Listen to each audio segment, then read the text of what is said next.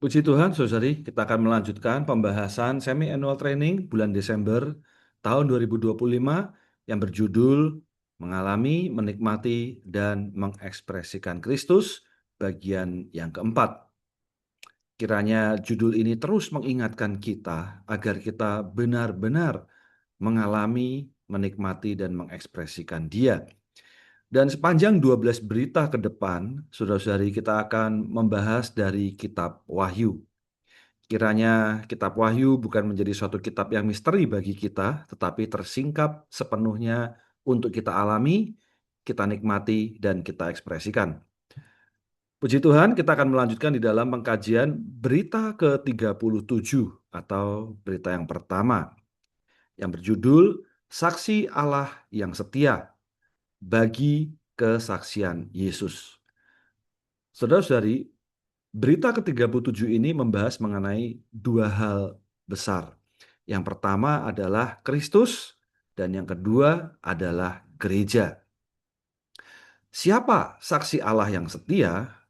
Tidak lain ialah Kristus.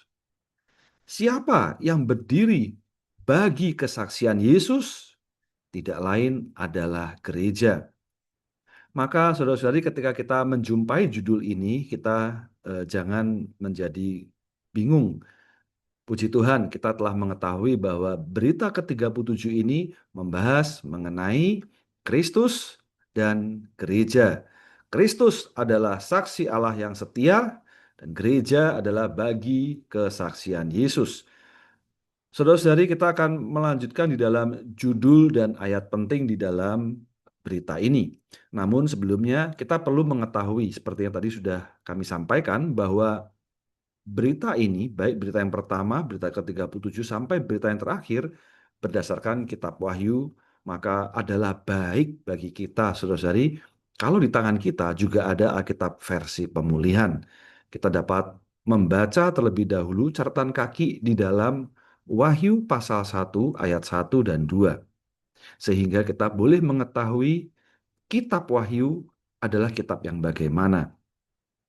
Saudara-saudari, kitab Wahyu adalah kitab kesimpulan, kegenapan, dan perampungan dari segenap wahyu ilahi, yaitu Alkitab.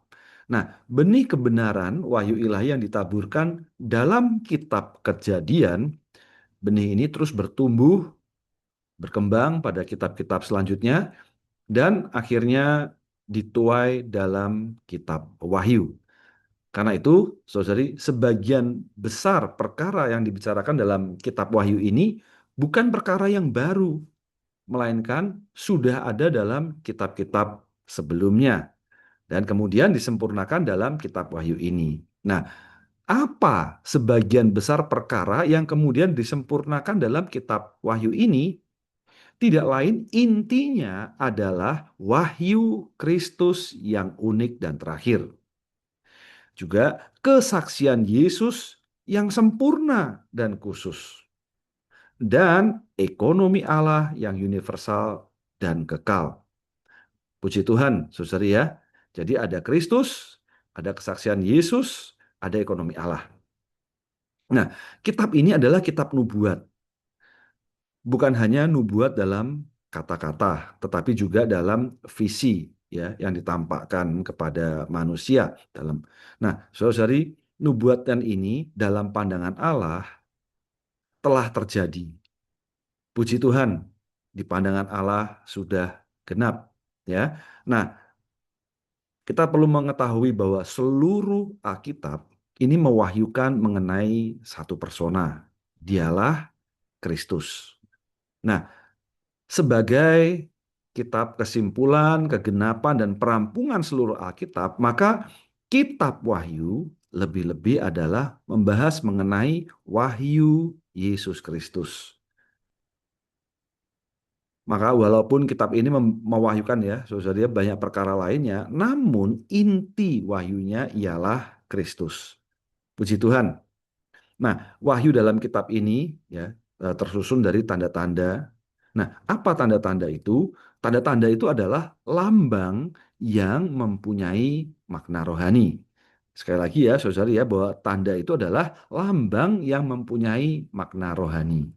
Misalnya, ketika kita membahas mengenai ketujuh kaki pelita, ya ini adalah suatu tanda-tanda ya. Ini juga adalah tujuh kaki pelita ini adalah lambang yang mempunyai makna rohani, yang melambangkan ketujuh kaki pelita itu melambangkan gereja-gereja. Nah, bahkan saudara ya, Yerusalem baru pun adalah suatu tanda yang melambangkan perampungan akhir ekonomi Allah. Puji Tuhan. Jadi karena itu, saudara ya, kitab Wahyu ini ya adalah sebuah kitab tanda yang membuat kita memahami Wahyu. Saudara ini penting saudara ya. Jadi tanda ya, kitab Wahyu adalah kitab tanda yang membuat kita memahami Wahyu. Nah, baik Injil Yohanes maupun kitab Wahyu, dua kitab ini ya ditulis oleh Rasul Yohanes. Nah, kitab Injil Yohanes adalah sebuah kitab tanda yang melambangkan bagaimana Kristus datang sebagai hayat kita untuk menghasilkan gereja, yaitu mempelai perempuannya. Nah, sedangkan kitab Wahyu ya, adalah sebuah kitab tanda yang menunjukkan, menggambarkan, menampakkan bagaimana Kristus sekarang merawat gereja.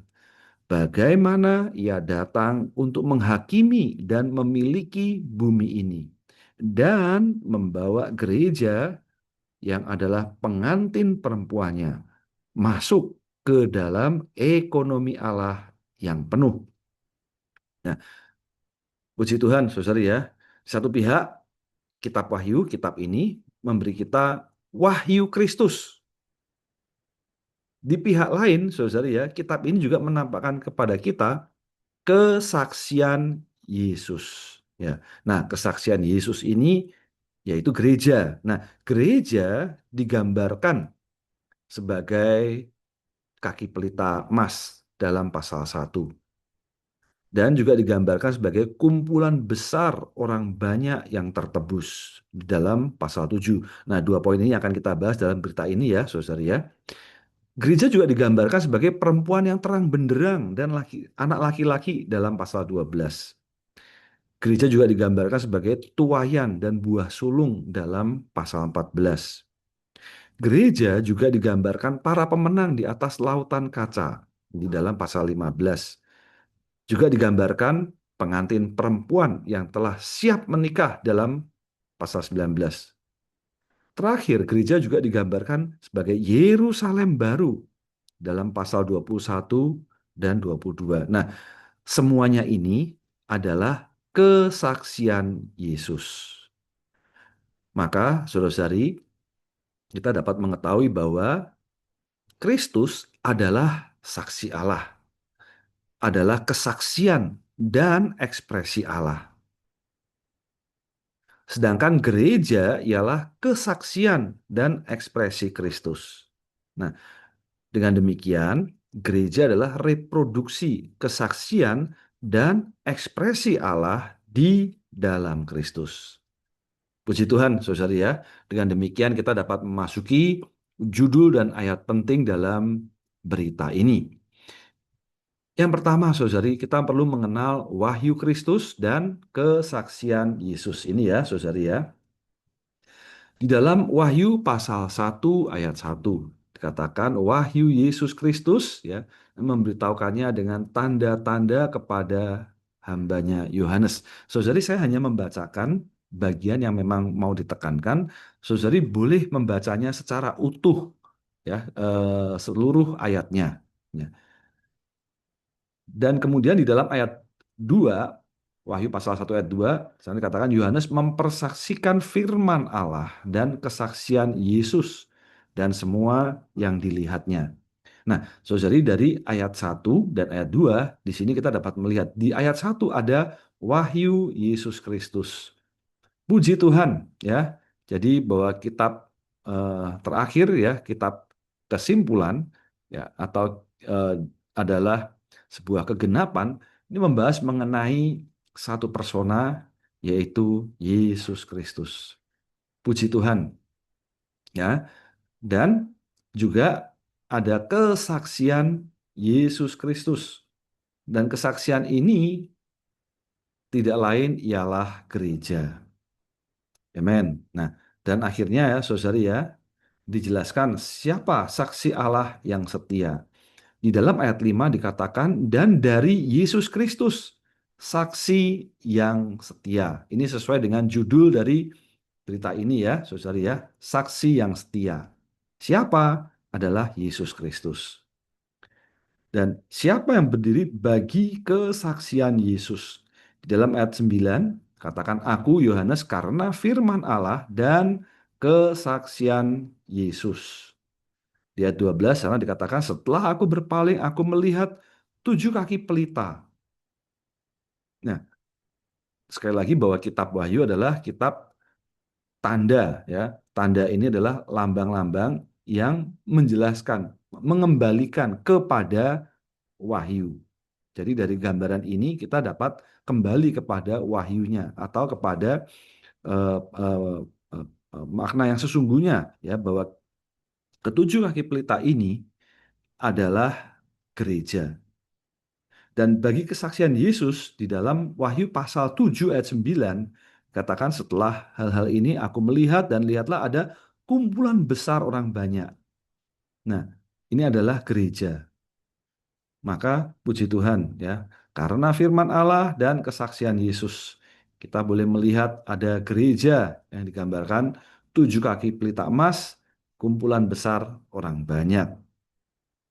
Nah, saudari kita memiliki kesaksian Yesus bahwa kitab Wahyu menyajikan kepada kita Kristus yang diwahyukan dan gereja yang bersaksi dengan banyak tanda untuk menunjukkan kesaksian Yesus. Sekali lagi bahwa kesaksian Yesus ini adalah gereja ya, gereja yang bersaksi. Nah, di dalam pasal 1 sebagai 7 kaki pelita emas, pasal 7 adalah kumpulan besar orang banyak yang ditebus. Pasal 12 adalah perempuan yang diselubungi matahari dan anak laki-lakinya. Pasal 14 adalah tuayan dan buah sulung. Pasal 15 adalah para pemenang berdiri di atas lautan kaca. Sekali lagi ini adalah menggambarkan gereja ya, saudari ya. Dan di dalam pasal 19 pengantin perempuan telah mempersiapkan diri. Dan dalam 2 pasal terakhir ya, pasal 21-22, Yerusalem baru adalah menjadi gambaran, lambang ya dari gereja yang bersaksi sampai pada perampungannya ya. Ini adalah Yerusalem baru. Puji Tuhan, kita melanjutkan di dalam struktur berita ini. Sekali lagi, judul berita ini adalah Saksi Allah yang Setia. Siapa? Dia adalah Kristus. Dan bagi kesaksian Yesus. Siapa yang bagi kesaksian Yesus? Tidak lain ialah gereja. Maka ini adalah Kristus, ini adalah gereja.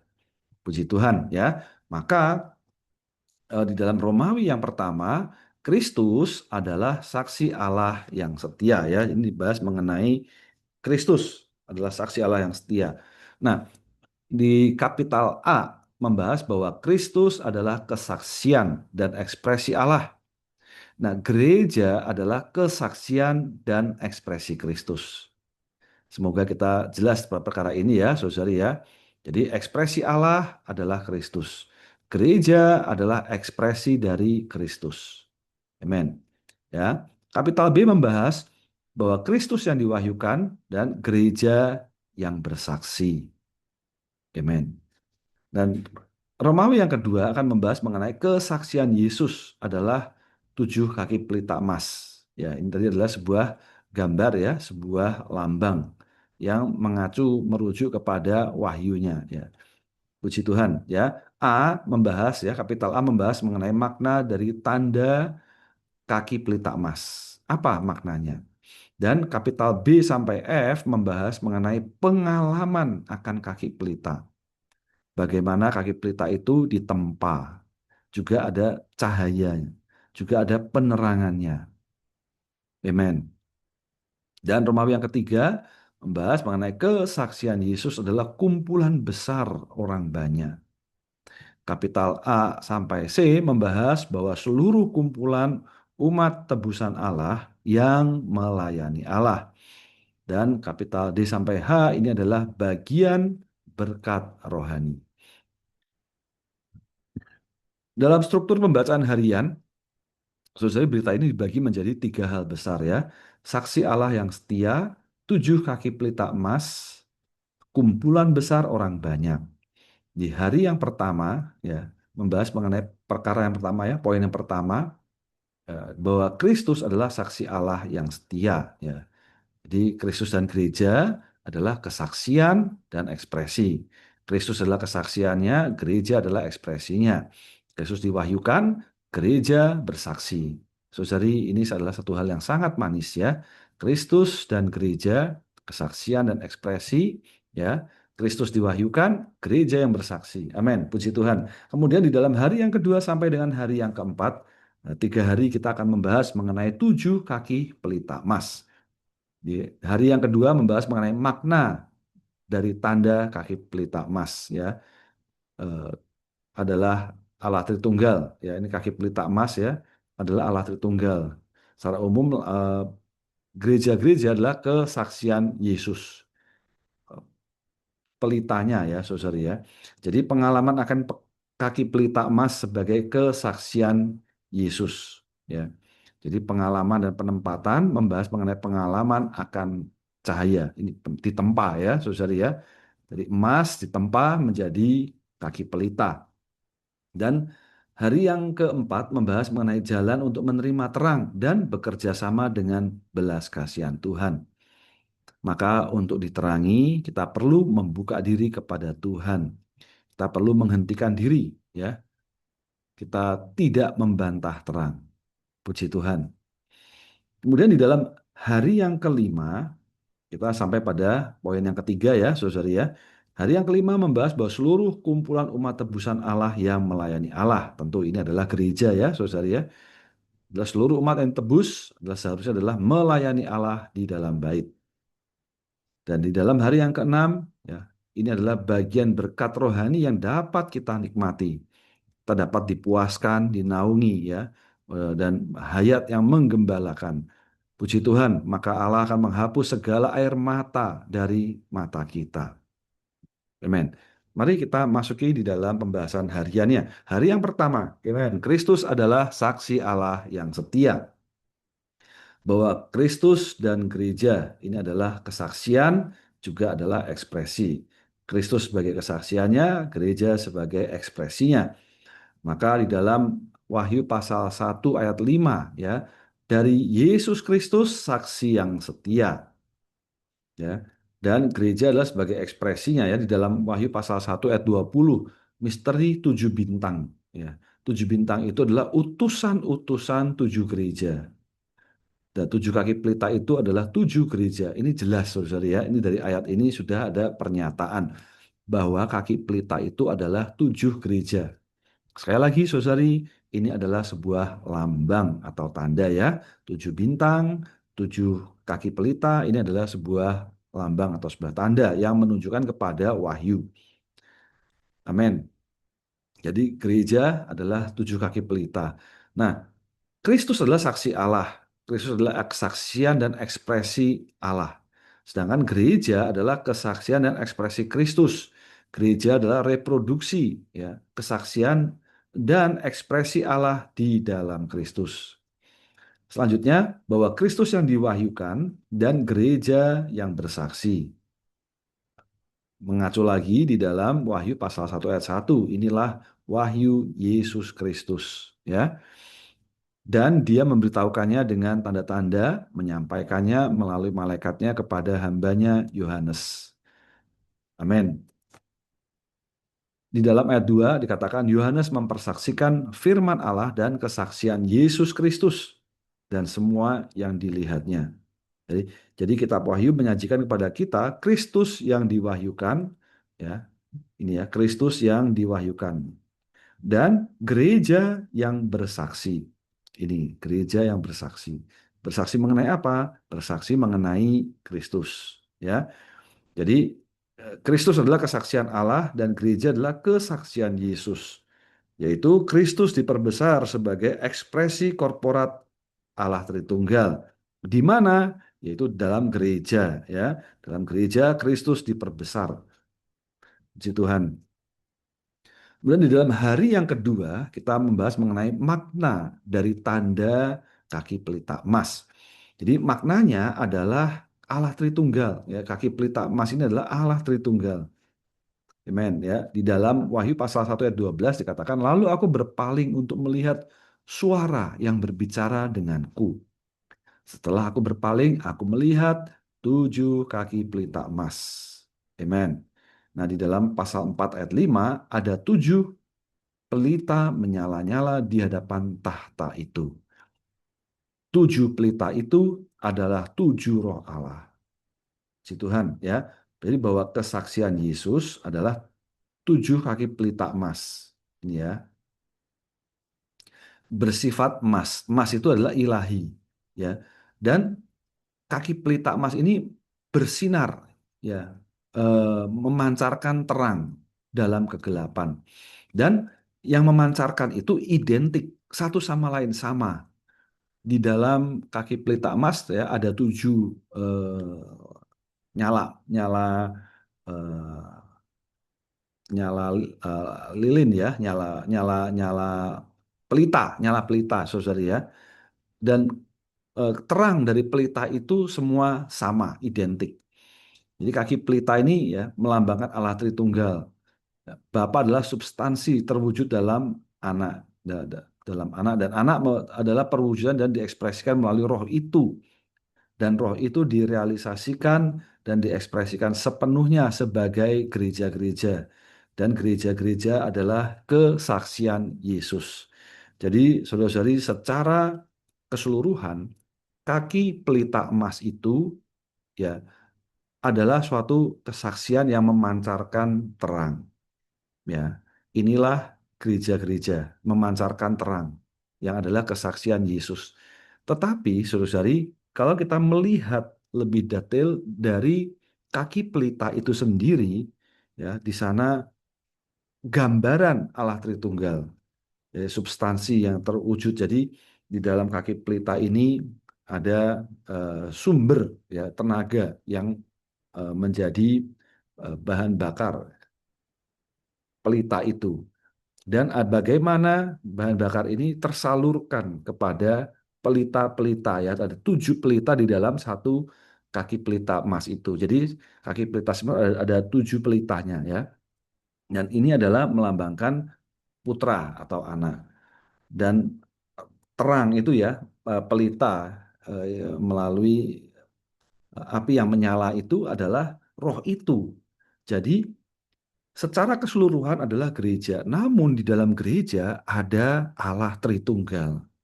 Amen. Jadi ketika kita melihat kaki pelita emas, kita dapat melihat memang itu adalah gereja. Namun di dalam gereja ada Allah Tritunggal. Bapa sebagai substansinya, anak atau putra, ya, adalah perwujudan, ya, yang diekspresikan. Sarananya adalah melalui roh itu. Puji Tuhan, ya, saudari, ya. Amen. Semoga kita dapat melihat satu gambaran ini. Dan ini adalah kesaksian Yesus. Di dalam Kisah Para Rasul pasal 9 ayat 5 mengatakan, dia berkata, ya Tuhan, siapakah engkau? Dan Tuhan berkata, akulah Yesus yang kamu aniaya. Nah, untuk mengalami kaki pelita sebagai kesaksian Yesus, yaitu adalah ekspresi korporat Yesus. Saudara, ya, puji Tuhan. Kita perlu menyeru nama Tuhan senantiasa, dipenuhi roh Yesus, ya. Dan pada tubuh membawa tanda-tanda milik Yesus dan sebagai saudara-saudara yang berbagian bersama dalam kesengsaraan, berbagian bersama dalam kerajaan dan kesabartahanan dalam Yesus.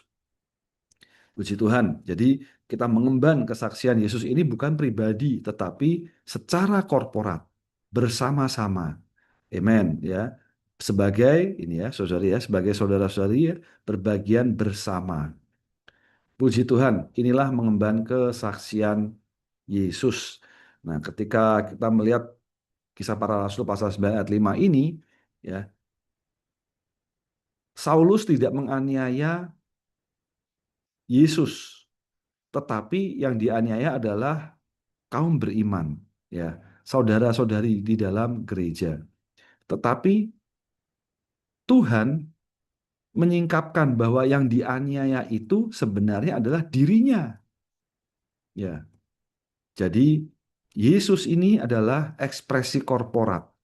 Ya, Yesus ini adalah ekspresi korporat dari Saulus yang menganiaya jemaat Tuhan. Puji Tuhan, ya.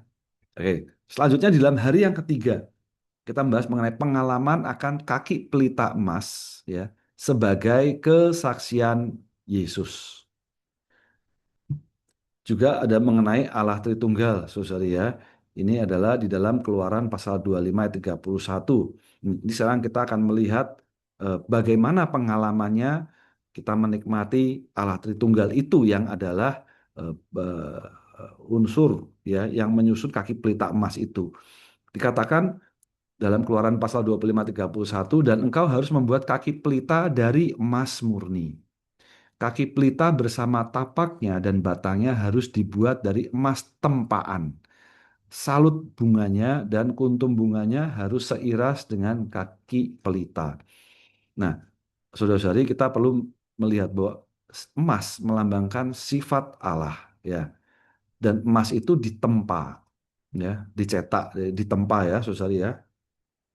Jadi kita dapat melihat bahwa ini adalah perkara pengalaman. Nah, penempaan emas membentuk kaki pelita, menandakan kaum beriman berbagian dalam kesengsaraan Kristus. Ini dicetak, ya, diserupakan dengan kematian Kristus, saudara, ya. Kita diserupakan dengannya, dengan Allah kita. Nah, jadi setiap perkara yang terjadi dalam lingkungan kita adalah untuk menghasilkan kaki pelita yang ditempa. Puji Tuhan, saudari, kita memasuki makna yang lebih dalam, ya. Dalam maknanya, saudari, ya. Jadi kita hari ini mengalami penempaan emas. Amen. Jika kita berketetapan untuk mengenal Allah, maka kita perlu tunduk di bawah operasi batini roh itu, ya. Dan lingkungan yang di luar. Maka setiap keadaan menjadi kesempatan untuk mengenal Allah. Puji Tuhan, ya, saudara, ya. Ini semua adalah perkara tempaan. Ini adalah hayat Allah yang digarap, ya, agar kita diserupakan dalam kesengsaraan Kristus. Amen. Dan mengenai cahaya, di dalam Wahyu pasal 1 ayat 12 mengatakan, lalu aku berpaling untuk melihat suara yang berbicara denganku. Setelah aku berpaling, aku melihat 7 kaki pelita emas. Nah, kaki pelita emas ini tentunya memancarkan cahaya, saudari, ya, karena di sana ada pelita yang menyala, ya.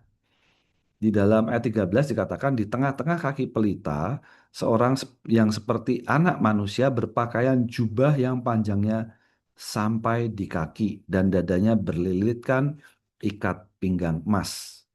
Nah, cahaya kaki pelita emas adalah agar orang dapat melihat visi anak manusia. Ya, jelas, ya, saudara, ya. Jadi ini setelah aku berpaling, aku melihat. Nah, agar dapat melihat ini, saudara, ya, perlu ada cahaya kaki pelita. Agar orang melihat apa? Visi anak manusia. Nah, ya, tidak lain adalah Kristus yang mulia, yang berjalan di tengah-tengah kaki pelita. Ini, di tengah-tengah kaki pelita. Bila kita mengenal Tuhan di tengah-tengah gereja-gereja sebagai Dia yang hidup selamanya, barulah kita dapat terus-menerus merasakan penyertaan Tuhan yang pasti dalam roh kita. Amen. Ya. Dan Dia senantiasa hidup untuk bersyafaat bagi kita.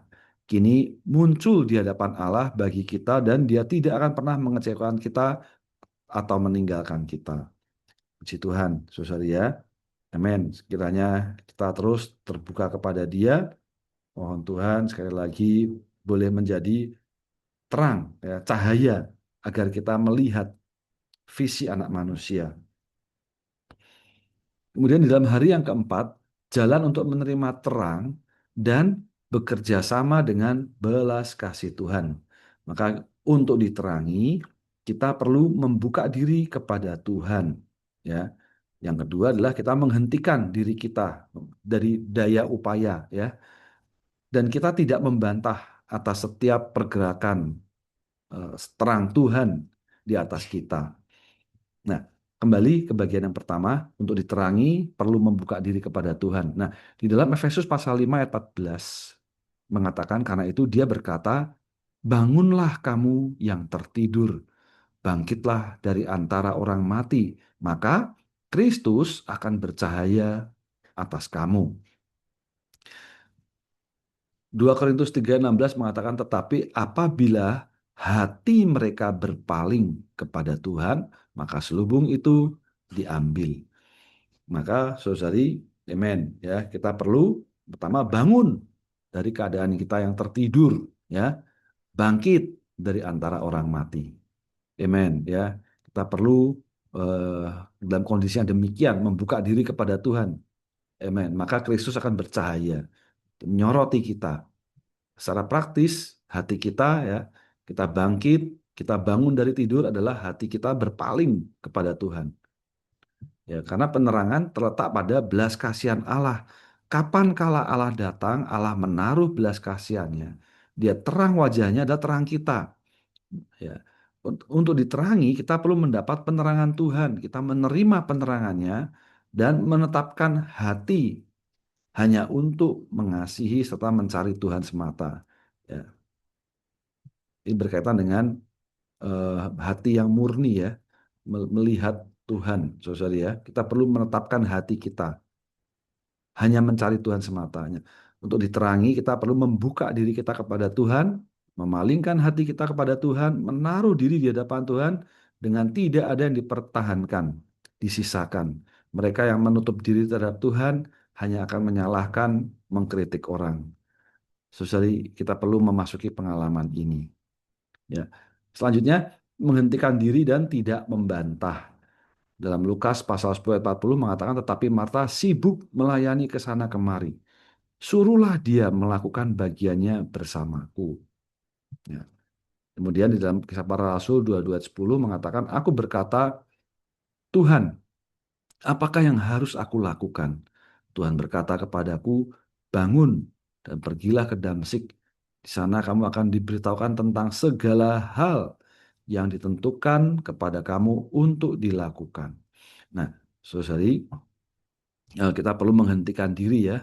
Menghentikan diri ini artinya adalah menghentikan pandangan, cara pandang, perasaan, pemikiran, opini kita yang sebelumnya. Jadi kita tidak bersikukuh dengan pandangan kita sendiri atau cara pandang, ya, paradigma kita sendiri, perasaan kita sendiri. Kita jangan bersikukuh atas perasaan kita. Ya, kita perlu menghentikan diri, ya. Ini berarti menghentikan, ya, seluruh diri kita, ya. Jadi kita tidak boleh membantah terang Roh Kudus yang berbicara di dalam kita, dan tidak seharusnya membantah para pelayan Roh Kudus yang berbicara di luar. Oh, saudara, ini pengalaman yang dalam. Semoga Tuhan boleh menerangi kita semua. Amin, ya. Di batin ada terang Roh Kudus, di luar ada para pelayan Roh Kudus yang berbicara. Amin. Puji Tuhan, ya. Kita boleh menghentikan diri kita dan tidak membantah, maka kita akan menerima terang, ya, dan bekerja sama dengan belas kasih Tuhan. Dan kemudian di dalam hari yang kelima, saudara, membahas mengenai seluruh kumpulan umat tebusan yang melayani Allah. Nah, seluruh umat tebusan di dalam Wahyu pasal 7 ayat 9 dikatakan, setelah hal-hal ini aku melihat dan lihatlah ada kumpulan besar orang banyak yang tidak dapat dihitung oleh siapapun, dari setiap bangsa dan semua suku, kaum, dan bahasa, sedang berdiri di hadapan tahta dan di hadapan Anak Domba, berjubah putih dan memegang ranting-ranting palem di tangan mereka. Nah, jadi ini adalah kumpulan besar orang banyak yang tidak dapat dihitung, ya. Kemudian di dalam pasal 7 ayat 14 dikatakan, maka kataku kepadanya, Tuanku, Tuhan mengetahuinya. Dia berkata kepadaku, mereka ini adalah yang keluar dari kesengsaraan besar, dan mereka telah membasuh jubah mereka dan membuatnya putih dengan darah anak domba. Nah, mereka ini mengacu kepada ini, ya, saudara, ya, kumpulan besar orang banyak yang tidak dapat terhitung oleh siapapun. Amen, ya. Jadi mereka ini, saudari ya, kumpulan orang banyak ini, ya, ya, mencakup mereka yang dibeli dengan darah anak domba dari setiap bangsa, suku, kaum, bahasa adalah unsur penyusun gereja. Ya, puji Tuhan, ya. Jadi unsur penyusun gereja adalah ya kita semua ya, saudara-saudari ya, kumpulan orang banyak ya dalam hidup gereja ya. Puji Tuhan. Nah, kumpulan besar orang banyak ini berdiri di hadapan tahta dan di hadapan anak domba, memegang ranting-ranting palem di tangan mereka. Amen. Kemudian melayani Allah di dalam bait, di dalam pasal 7 ayat 15, katakan karena itu mereka berdiri di hadapan tata Allah dan melayani Dia siang dan malam di baitnya. Dan Dia yang duduk di atas tata itu akan membentangkan kemah atas mereka. Nah, saudari ya, jadi kumpulan besar orang banyak itu adalah melayani Dia. Berdiri di hadapan tahta Allah, melayani Dia. Maka, saudari, amen. Hidup kita sebagai kaum beriman, kita seharusnya adalah melayani Dia siang dan malam di dalam bait-Nya. Di dalam Imamat pasal 23-40 mengatakan pada hari pertama kamu harus mengambil bagi dirimu hasil dari pohon yang elok, ranting-ranting pohon palem, dan kamu harus bersukaria di hadapan Tuhan Allahmu selama 7 hari. Nah, dalam Allah Tritunggal sebagai bait Allah, kita akan melayani Dia siang dan malam dan menikmati Dia sebagai hari raya tabernakel atau pondok daun yang kekal dan tumbuh subur dalam hayat seperti pohon palem. Nah, hari ini pelayanan kita dalam waktu adalah bagi pelayanan dalam kekekalan sebagai persiapan. Sasaran satu-satunya Allah dalam waktu adalah hari demi hari menyalurkan dirinya sendiri ke dalam kita. Ketika Allah masuk dan keluar dari diri kita, barulah kita memiliki pelayanan. Jadi saudari, semoga kita sekali lagi dibawa memiliki pengenalan yang lebih dalam perkara pelayanan, saudari ya. Jadi kita sebelum melakukan banyak hal, aktivitas, kita harus membiarkan Allah masuk dan Allah keluar. Jadi pelayanan kita adalah hasil dari Allah masuk dan Allah yang keluar dari diri kita, itulah yang kita salurkan, yang kita berikan, yang kita layankan. Nah, karena itu hari ini kita di dalam waktu, amen, ya kita adalah bagi persiapan, sebagai persiapannya dalam kekekalan. Pada waktunya dalam kekekalan kita melayani Dia siang dan malam. Puji Tuhan, saudari ya, amen. Kita perlu belajar untuk melakukan. Nah, dalam hal-hal rohani kita harus mengenal satu hal, bahwa waktu adalah bagi kekekalan. Pelayanan kita dalam waktu di dunia ini adalah bagi pelayanan dalam kekekalan sebagai persiapan. Tuhan menempatkan kita di dalam waktu adalah untuk melatih kita agar berguna dalam kekekalan. Waktu seperti sekolah, tempat kita menerima pelatihan dan pendidikan rohani. Dalam waktu kita menerima pelatihan dan pendidikan rohani supaya dalam kekekalan kita benar-benar layak dipakai oleh Allah.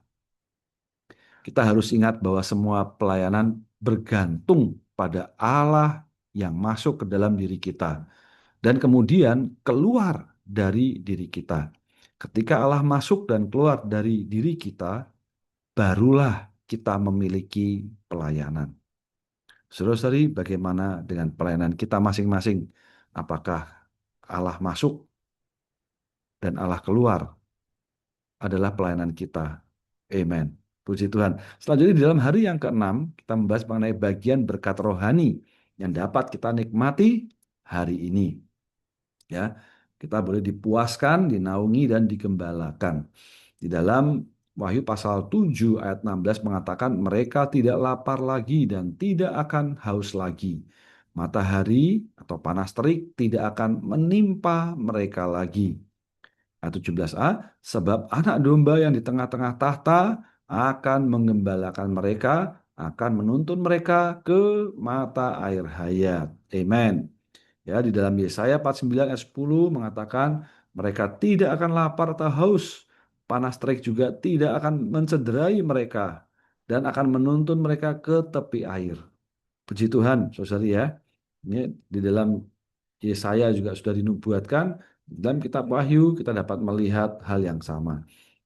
Bahwa tidak lapar lagi dan tidak haus lagi adalah berpengharapan, tetapi belum dipuaskan. Setiap orang yang percaya ke dalam Kristus akan dipuaskan, dapat memperoleh Dia sebagai hayat yang memuaskan. Nah, matahari atau panas terik ya tidak akan menimpa mereka lagi. Bahwa anak domba Allah yang duduk di atas tahta itu akan membentangkan kemah atas kita. Dia menaungi kita dengan dirinya sendiri. Bahwa anak domba akan menggembalakan kita dan penggembalaan mencakup perawatan. Ya, di bawah penggembalaan Kristus, maka saudari kita boleh mengatakan, aku tidak akan kekurangan. Kiranya kita boleh terus dipuaskan, ya. Tidak sekedar tidak lapar lagi atau tidak haus lagi, tapi betul-betul kita dipuaskan. Ya, amen. Kita dinaungi karena Dia adalah tenda kita, kemah kita yang sesungguhnya. Yang kita digembalakan dan kita tidak akan kekurangan.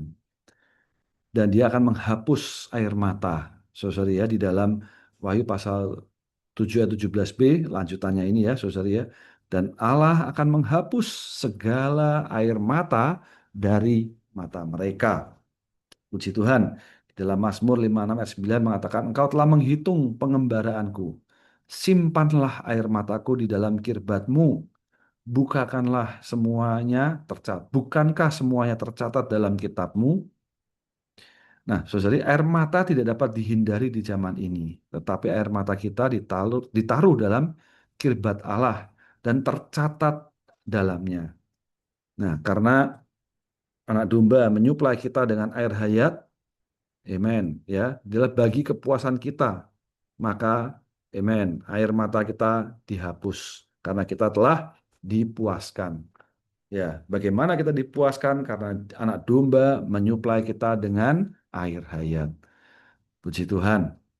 Nah, inilah berkat dapat kita nikmati sekarang. Nah, dalam dua bagian kitab ini menyebutkan beberapa berkat. Pertama, tidak lapar dan tidak haus. Kedua, matahari atau panas terik tidak akan menimpa mereka. Tiga, menuntun mereka ke mata air hayat. Keempat, Allah akan menghapus segala air mata mereka. Tiga yang pertama disebutkan dalam dua bagian kitab, dan yang keempat hanya disebutkan dalam kitab Wahyu. Hari ini kita dapat menikmati ketiga berkat itu, tetapi kita masih mengalirkan air mata. Menghapus air mata baru terjadi hingga di langit. Yesaya 49:10 tidak mengatakan berkat semacam ini, karena itu adalah situasi catatan di bumi. Dapat dilihat bahwa air mata tidak dapat dihindari di dunia ini. Tetapi air mata kita ditaruh ke dalam kirbat Allah dan tercatat dalam kitabnya. Puji Tuhan, saudari ya. Sebagai penutup, maka kita dapat melihat bahwa melihat wahyu Kristus dan kesaksian Yesus. Amen ya. Ini adalah saksi yang setia ya, saudari ya. Dan juga kita boleh memiliki kesaksian Yesus. Kita boleh mengalami kaki pelita emas agar menjadi kesaksian Yesus. Dan segala berkat rohani yang kita dapat dan nikmati adalah sebagai kesaksian Yesus. Amin. Puji Tuhan, saudari ya. Sekali lagi kiranya melalui berita ini kita dapat mengalami, menikmati, dan mengekspresikan Kristus. Puji Tuhan, mulia bagi Tuhan. Amin.